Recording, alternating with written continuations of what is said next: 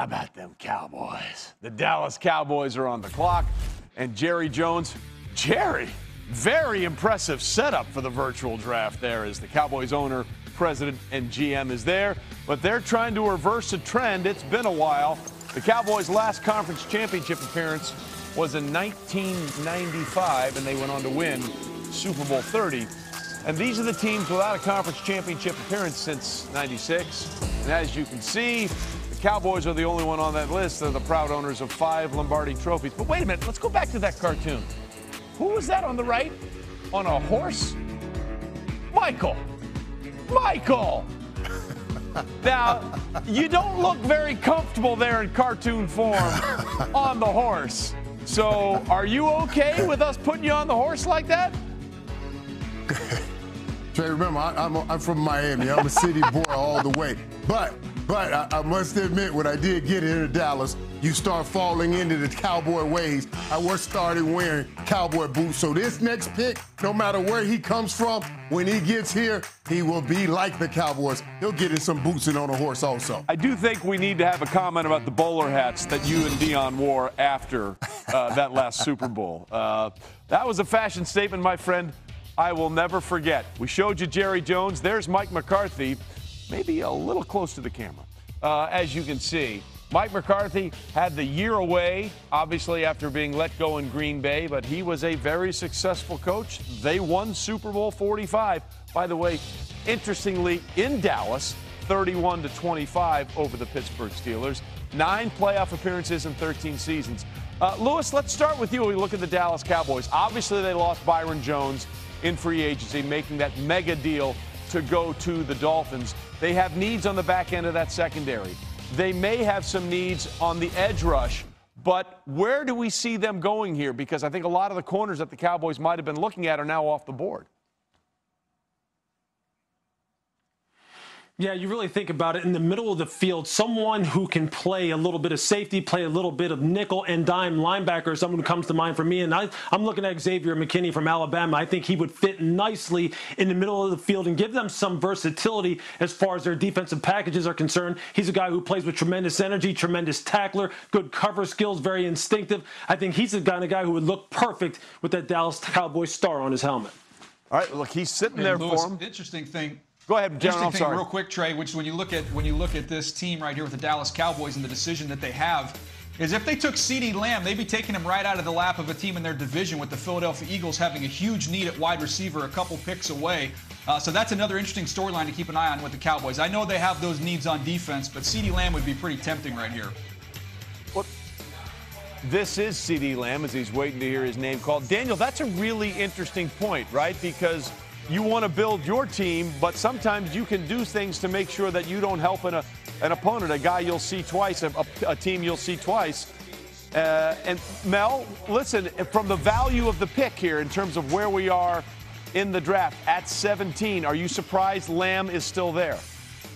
A little bit. I think you look at a guy like CeeDee Lamb. Inside, he was 50% of his production. Outside, 50%. DJ mentioned Dallas. I had Lamb going there in a mock earlier, one of the earlier mocks, because of that third receiver being an issue. You got Amari Cooper, Michael Gallup, that third guy, whether it's Lamb, Justin Jefferson, would make sense. Obviously, I go with Lewis with Xavier McKinney. Love him as a football player. Antoine Winfield Jr. is obviously a kid, playmaker at Minnesota. And they need maybe a center at some point where they look at Cesar Ruiz from Michigan, who played guard, then was an anchor of that Michigan line the last 2 years. But I think that third receiver, if you want to do that, it's tempting here with Lamb or Jefferson. Well, it looks like they're having a good conversation. Smiles on the faces right now between Mike McCarthy, the head coach, and Jerry Jones, the owner, president, GM, and master of time, space, and dimension for the Dallas Cowboys. There's a lot of ways this team could go, and this is a team that has their franchise quarterback, although not fully signed, has the running back. That offensive line that we looked at from a few years ago is not the strength that it was, but the pick is in, and we don't have to guess anymore. Let's find out where they go. With the 17th pick in the 2020 NFL Draft, the Dallas Cowboys select CeeDee Lamb, wide receiver, Oklahoma. Well, Dak Prescott just got another weapon to throw to, and CeeDee Lamb is a weapon in every shape of the word. By the way, his first full name is Sedarian. He was trying out for fourth grade football, and the coach couldn't say Sedarian, so I said, I'm just going to call you CD. By the way, he wears the number 32 chain in honor of his uncle, Chester Ramirez, who passed away on a business trip when he was in China a few years ago. But CeeDee Lamb is a big play waiting to happen, and there you see the reaction as CeeDee Lamb is coming off the board here. Michael Irvin, we're talking about a player at Oklahoma that was a big play almost all the time he touched the ball. Yes, he is, Trey, and this is a perfect pick for the Dallas Cowboys. I know they wanted to shore up the defense, but I knew as talking to them that Lamb was the first receiver they had on their board. And they talked about if he falls, they would have to snatch him up. Let me tell you what's great about this, because you know they got Amari Cooper and they got the young guy outside, Williams outside.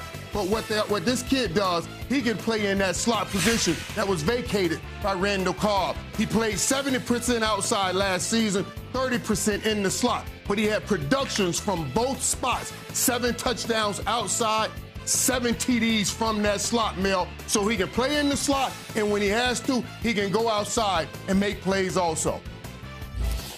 4 career catches, Michael, of at least 40 yards. Third, and you talk about tops in school history in that area.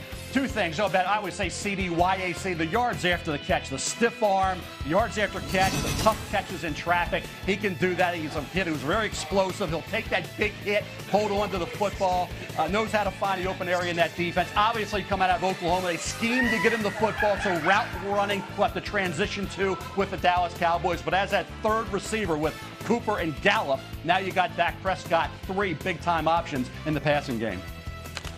Well, listen, Michael Irvin's going to love this. CeeDee Lamb forced the most missed tackles as a patch catcher among wide receivers last year. Lincoln Riley is happy another Sooner is off the board. He ranks first at OU with 24 career receptions of at least 40 yards and 6 career games of at least 160 receiving yards. Jerry getting congratulations all around. Michael is happy, too.